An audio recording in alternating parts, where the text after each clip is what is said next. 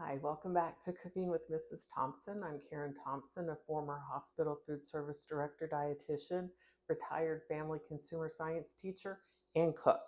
Join us as we travel the globe sampling the world's cuisine. Today we're heading back to Italy to make use of more of the ricotta that we made earlier.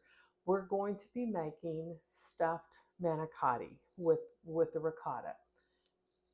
This is another dish that I used to do with my students at school, and they loved it.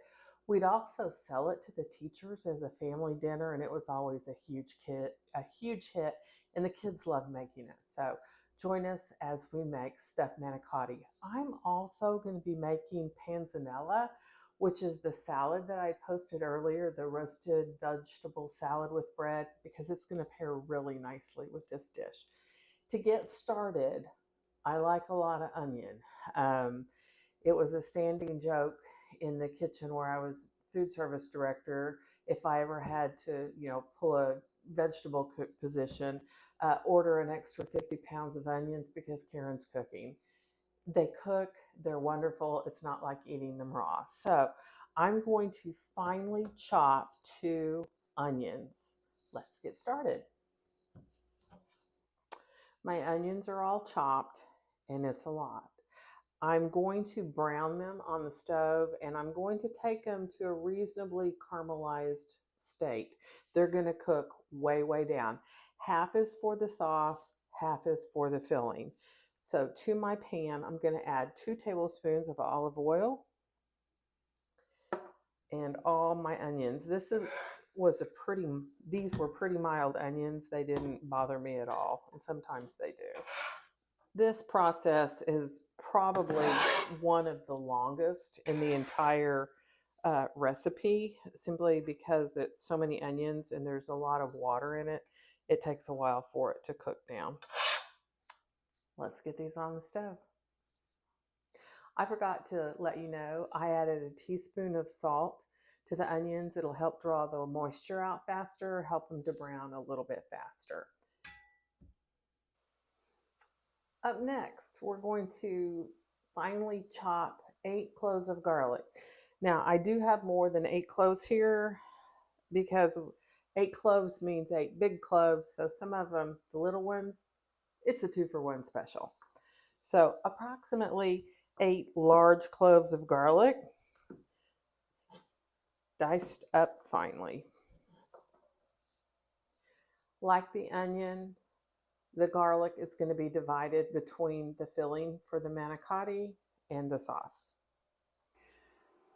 If you're wondering why I think I'm wearing a different apron and a different t-shirt, it's because I actually made this dish a couple of days ago, went to put in the part of the video that had the sauce and realized I didn't hit record or something. The joys of being a one-man show. So here we are making it again. Fortunately, my daughter really likes this dish and I can fob some off of my friend.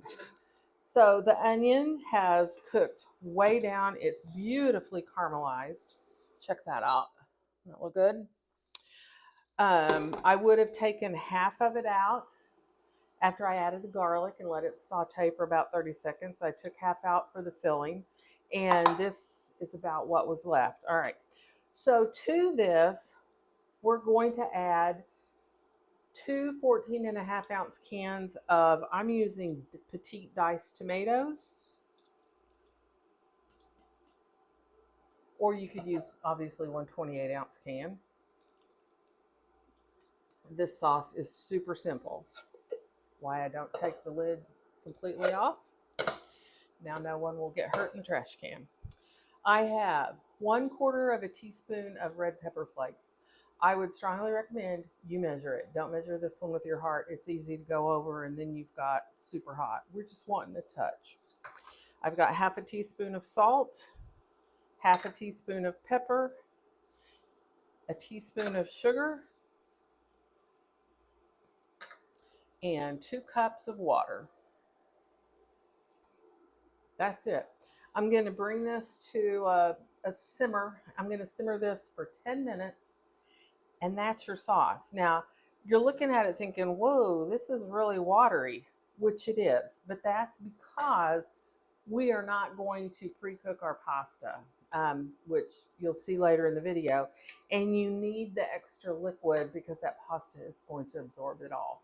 And trust me, this was really good for the second time this week. So let's make our pasta filling. In my bowl, I have about 2 cups or 16 ounces of my homemade ricotta cheese. To this, I'm going to add my 1 sauteed caramelized onion. I want to get all that deliciousness out of there.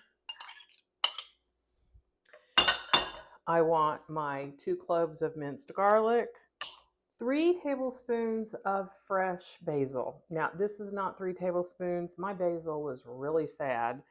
I'm going to use it. It's fine, but I'm going to supplement that roughly tablespoon and a half with about half a teaspoon of dried basil. I've got a teaspoon of oregano. I'm going to use a tablespoon and a half of cornstarch.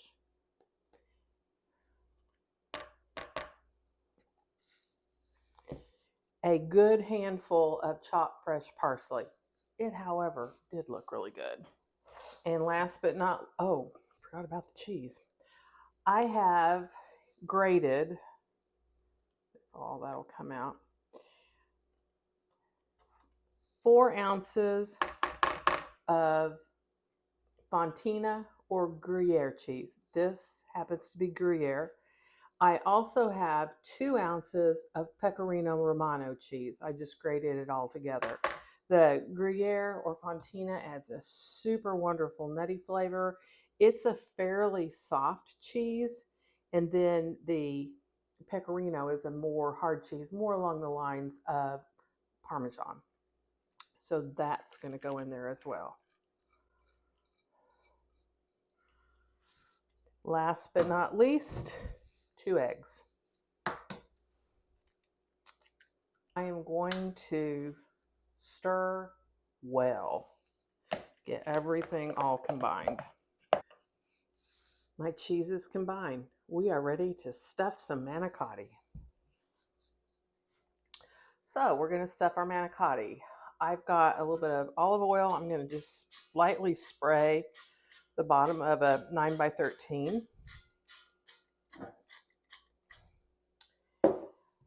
Set that aside. I find the easiest way to do this is to use a bag, zipper lock bag.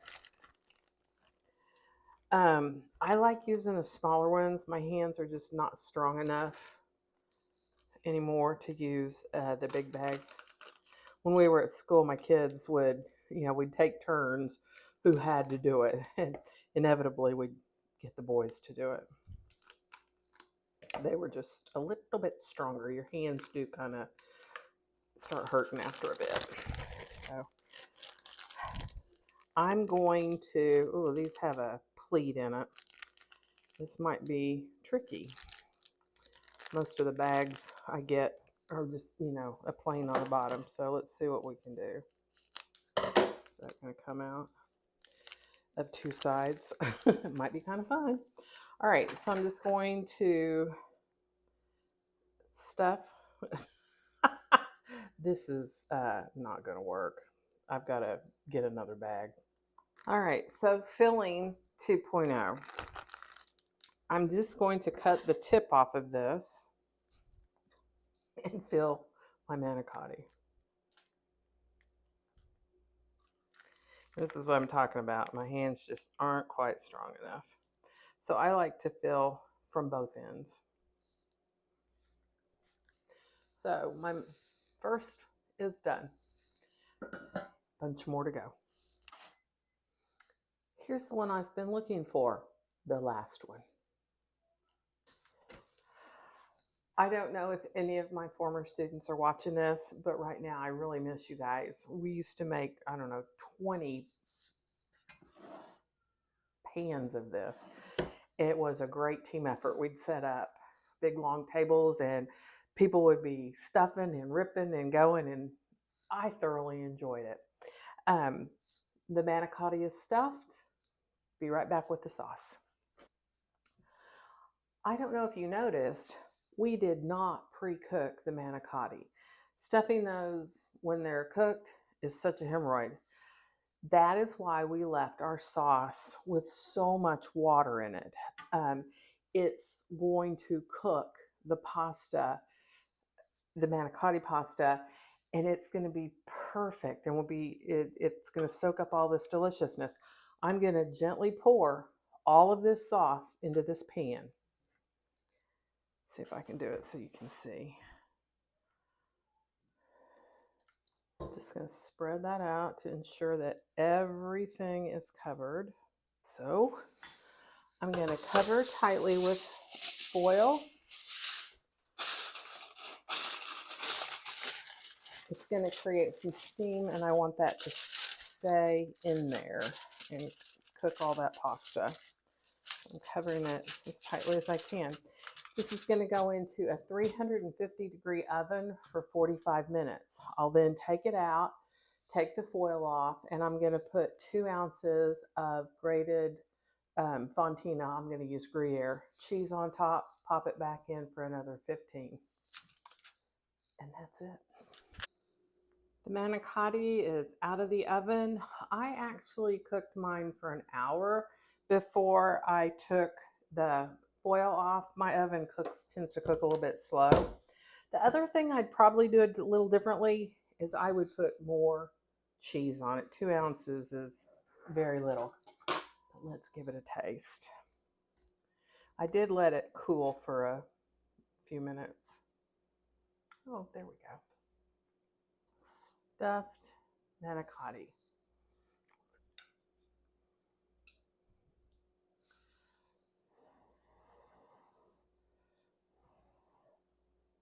It's very good. There's a little bit of bite from the pepper. That pasta is perfectly al dente. It's not soggy like it would be if we had, pre-cooked the noodles. The cheese in it is just to die for.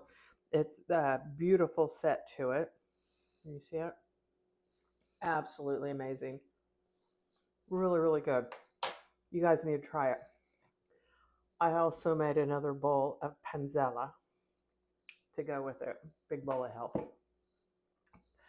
You can find that recipe on YouTube as well. Italian, I think I call it Italian roasted vegetable salad. Really, really tasty. Please give it a try. Remember, like, share, follow, Cooking with Mrs. Thompson. You guys have a great day. Thank you.